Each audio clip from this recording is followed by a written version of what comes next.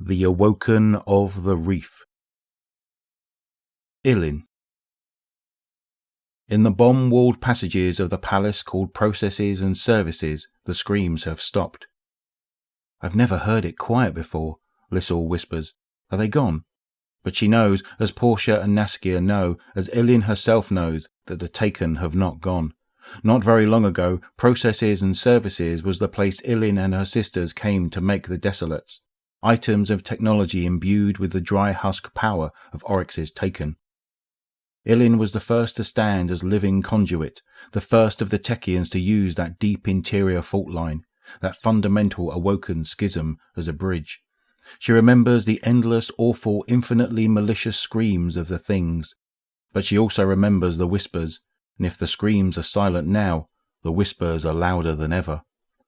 "Quickly," Illyn hisses, "before Petra is informed." Any breach of Processes and Services triggers an alert, and while they were crafty in their intrusion, even minute body heat and motion of the air will be detected.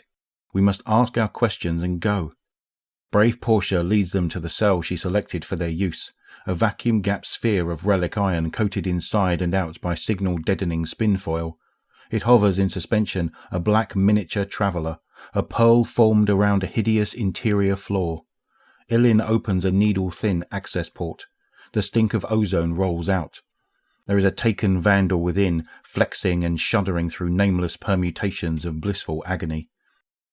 "Naskia," she whispers. Quiet, precise Naskia slips a whisker of cable into the port, guiding it through impossible twists and encrypted locks with the caress of her augment's fields. Illyn rubs her temples. The whispers are loud here. The whispers that haunt the place where their queen's voice once sounded. Whispers which sound so much like missing Shuro-Chi and the others from the Queen's flagship. They should have self-gated to the Dreaming City if the battle went wrong. They should have come home safe. What if they need help? What if Petra had kept their fate from Illyn? Would she do that? Petra Coven's daughter, raised by the witches? Things have not been easy between the Regent Commander and the Techians.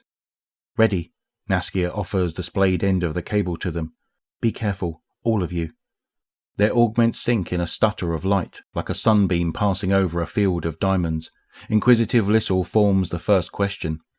"Do you hear us?" The viper-strike rush of the Taken thing's will comes at them. It is powerful but familiar. Illyn deflects its demand. "I think it hears us," she says with a grim chuckle. "We know Taken too well, don't we?" There were fears once that the Guardians would be appalled by the Taken-empowered armour. But Petra was right. Guardians will wear anything that gives them power, whether tactical or social. Together they unfold the Taken thing's brutally elegant interior geometries, seeking the threads of connection that reach out across space and time. "Shuro?" Illyn whispers. "We have heard you. Do you hear us?" That is when she makes the fatal mistake. She thinks of the time before Saturn. She thinks of Shuro-Chi and Aldrin and Mara. She wants that time back. She wants. In the non-space around them, great jaws snap shut. "Revan!" brave Portia screams. Illyn was prepared for Taken, folded perfect things, elegant and thus manageable. But this absolute appetite, this impossible will. She speaks the secret word of stasis that will crash their augments and end the communion. She does not know if she is in time. Quiet Naskia is screaming. Inquisitive Lissel is screaming. The screaming has begun again.